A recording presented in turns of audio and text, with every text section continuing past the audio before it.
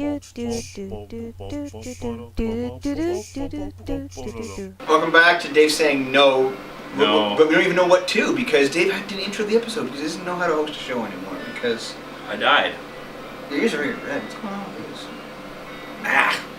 Maybe it's because some asshole keeps grabbing them. They're kind of warm. I think my ears just get warm before the rest of me. Really? Probably. It's kind of strange. Well, it's not really that bad here. It's not warm at all. Okay, Archmage, no. Barbarian King. Television sucks. Okay. You could, no. The CIP's terrible. You roll. Dragon. So do a basic dragon, paladin. That's not... CIP's bad, though. You can't tell. You know what? Dragon's probably the only one. Balls. Now you just gotta... We didn't get anything special, so just spend it all here. Now you gotta switch your equipment and your runes. Make them dragon ready. Give me my stuff. Would you do it? Land! Land! Then press up. Fine. God. Fine. You're terrible. Fine.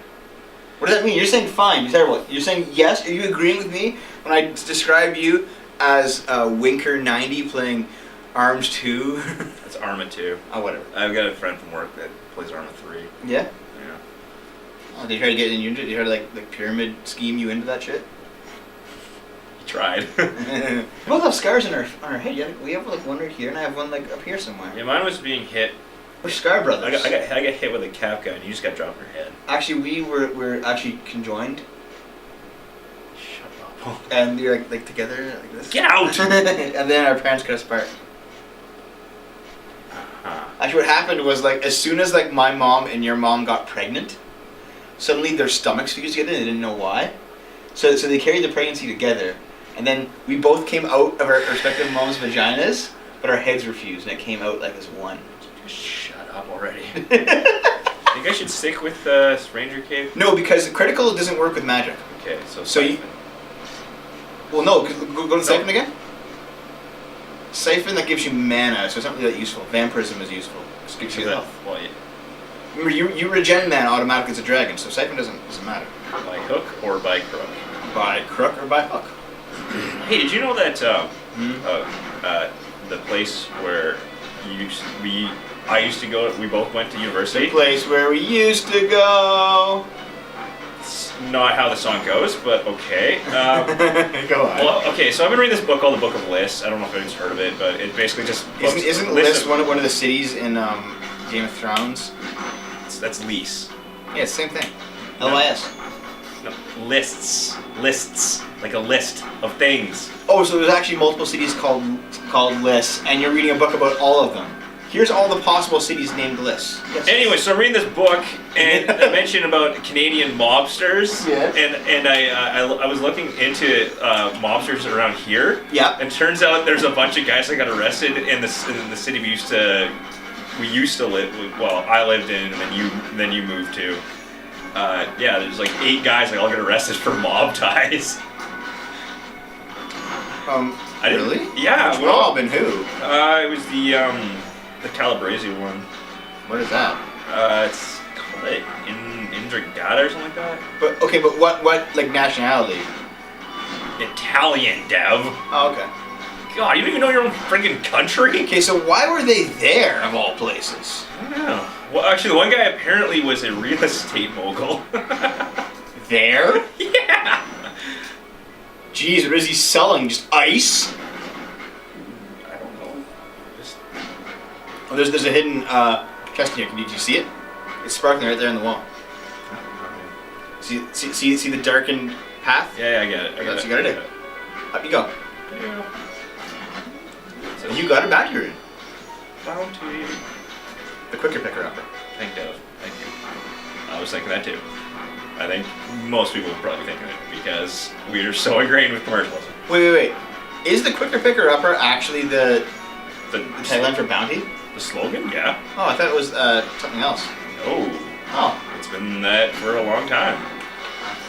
Why do you think you remembered it?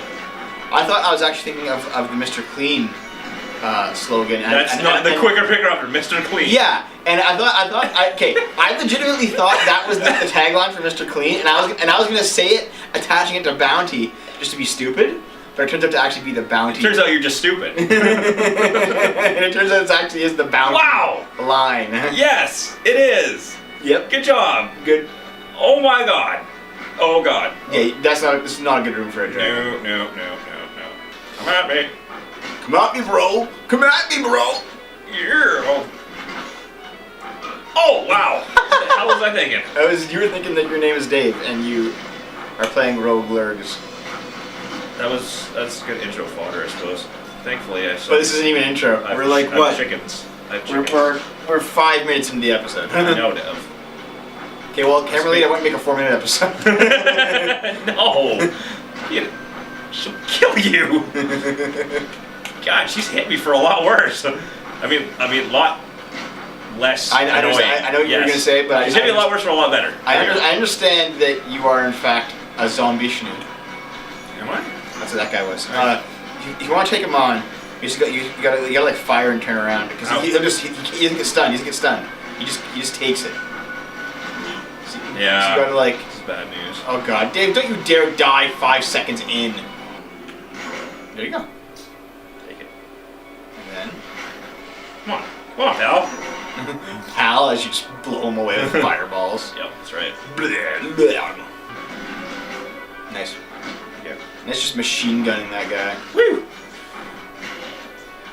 I recall watching Inglourious Bastards. Yeah. And just being absolutely stunned both at the violence and the extreme cheesiness of the effect when like they like. Oh, they kill Hitler. Yeah, they kill Hitler. And, like, he just turns into like cottage cheese. It's so obviously a dummy. Yeah. Yeah, that's great, man. That was fantastic. That's his moments, yeah. Oh, I mean, yeah, it drags on a few parts, but I'm not a Tarantino fan, so. Yeah, I am. I mean, you would be, you hipster fuck. Yes. I like good movies. No, you like Tarantino movies. You like a lot. Deb. A lot of people like Tarantino movies. Yeah, that's why he keeps making them. Yeah, the hipsters from back in 1990. Here's what I think. When I honestly think. Wait, no, that's 92. I think that J.J. Abrams, in about 30 years, will be Tarantino. Like right now he can't really be because he's still kind of young and he's like constricted by like publishers and so on. Publishers? Yeah, really. You mean producers? Oh yes, sorry. Right. Publishers is in writing, not in. You know what I mean though? Like he still has to follow the rules of Hollywood while Tarantino doesn't. Because he's established. He's very established. Well, I think basically started out with kind of indie stuff though. Yeah, but I think Abrams, once he's obviously very well known. Once he gets like really once he gets like really up there, then he'll be able to like just do off the wall shit. Because I think he wants to. I feel like he does. Like based on some of the things he's done in his other stuff. There's only so many liberties you can take with Star Wars, or Star Trek. I mean, there was a rabid fan bases, but if he gets a chance to do it, isn't that like just. Like, the world we live in now is one where the same person has directed both Star Wars and Star Trek. Like, that's insane. Yeah. But at the same time, it's really appropriate. But here's the thing. Star Trek learned a lot more from Star Wars than Star Wars learned from Star Trek. That's for sure. Are you talking movie-wise? Yeah, the movies that Abrams made. Like, his Star Trek movies took a lot from Star Wars, like in terms of themes and action and so on. Yeah. But like, do you think the Star Wars movies is going to take just as much from Star Trek? No. The Star Trek movies that Abrams made, or just anything Star Trek? Anything Star Trek. I don't think so. No. Because Star Trek is a much slower kind of show. And also, Star Wars is already pretty well established. Well, so is Star Trek. I mean, let's not mince words. They're both ridiculously popular. Yes. They're both like just eternally in the cultural lexicon now. Oh, okay. You know what I mean? Yeah, I know. Just Star Wars is. I mean, at least at one point, it was just more mass market palatable. I feel like because I just recently watched through all of Star Trek Enterprise for the first time. Wait, you're done? Yeah. Wow. It was only 4 seasons. They got canceled. Yeah, I just. But I take so long to watch shows now. Yeah, well, because you're lazy. Like, it took me like maybe. No, a month. it's because I'm doing other things. Dude, I seen. And you put things on. I seen what you do. You are just lazy. Don't even mince words about it. Well, I'm also watching multiple shows too. That doesn't help much. But anyway, no. Like, Enterprise took place, it was made during the era in which 9/11 happened. It started in 2000, ended in 2004. Right? Yeah. So, during the second season, 9/11 happened. At the end of the second season, they start a story arc where Earth is attacked and 7 million people are killed. It's obvious what they're trying to do, you know? Yeah. And they have to like go, and in the story of Star Trek, they have to like go into like this very dangerous area of space and find people responsible and bring them to justice, because they're planning to destroy Earth with like a super weapon. And okay, obviously they're playing off of some like 9/11 sentimentalities and themes, and like they start having a lot of xenophobia on Earth. Fine, everyone knows it's 2001. Everyone knows what's going on in terms of the real world. I don't. Because you're an idiot. Dude, But we were old enough to understand that. yeah, because we were 14. Like, we're not stupid at 14. Dude, I was 16. You're 15. I was 14. No. Dude, your birthday's in June. Oh, yeah, you're right. Sorry. Yeah. Okay. Here's where I'm trying to go with all We were this. teenage. Yeah. Okay. We're aware of that though. This type of show that Star Trek is, like the main Star Trek formula, it's Weary. usually things are resolved diplomatically. Philosophy is discussed. Yep. Interesting points are raised. Yep. And ultimately, if it does come down to a fight, the fighting is usually people on a bridge pressing panels and then like short cuts of models or CGI. Yeah. With the fight, like It's very remote. yes, it's not necessarily boring, but it's a completely different type of action than what you see in Star Wars, which is like it's much more visceral. Yeah. You know? Oh yeah. And well, you're comparing hard-boiled sci-fi to space. yes, but here's what I mean. The conflicts in Trek were almost always philosophical contracts. Or conflicts, sorry, not contracts. Conflicts. And you can call it that. And whenever they did end up being action-oriented conflicts, it almost always ended up being resolved philosophically anyway, or like with a type of almost philosophical action, you could say, because it's like a facsimile. What's the word I'm trying to say? Facsimile. Yes, my tongue is getting tied. A facsimile. You should take a breath once in a while. A facsimile of action, but not actual action. You know what I mean? Yeah. You know what I'm talking about, right? Yeah. That was the type of show that Trek was, and that type of mentality of, we're explorers first, and let's kind of go in and understand other peoples. That was not very popular around the time of 9/11, and in the United States, it's still not very popular. In all of United States history, it has never been very popular. But well, this is one of the most least popular times for that philosophy. Of course. I mean, it's a nation built on war. Yes, but they tried to adapt Enterprise, and it didn't work out, and then it got canceled. And at the same time as Enterprise was happening, the reboot of Battlestar Galactica was happening, which was a much more, 9/11 era show. Yeah, it was. And people ate that up. Yeah, it was a lot more xenophobic, a lot more aggressive in nature, because it's like, oh, who are the Cylons? Who are the Cylons? Who are the Snatchers? Yeah. Oh god. But that's sort of what I mean, is like, I've heard it said that Trek, the original Star Trek, can no longer survive. If someone were to make Star Trek now, it wouldn't work. Because people just don't respond to that type of storytelling or that type of philosophy anymore. Because people are too violent now, or at least maybe not too violent, but too endorsing of violence now to actually want that in their media. Too much fear. Which is why Star Trek, when J.J. Abrams made it, had a lot more action, a lot more that Star Warsy type of stuff. Yeah, it's true. It's a lot more. You know what it is? It's just more dualistic. I guess. Well, think about it. There's a good guy and a bad guy. That in the original Star Trek, there's a lot more gray area because they're trying to be diplomatic. Yeah. Keep in mind, the Borg are pretty universally evil. Yeah, the Borg aren't. I don't find the Borg evil. Mm-hmm. They're oppressive because that's in their programming. Yeah, I mean, I've heard it said that the Borg are more a force of nature than an actual being. Like, they just kind of do what they do, and you can't really stop them. Exactly. But there's still some evil there, I think. Okay. But here's the thing: the Borg did represent something different in Star Trek. Star Trek, in Star Trek, the Borg was the first villain in all of Star Trek history that they couldn't be diplomatic with and they couldn't outgun. Exactly. It was a different dynamic. Yep.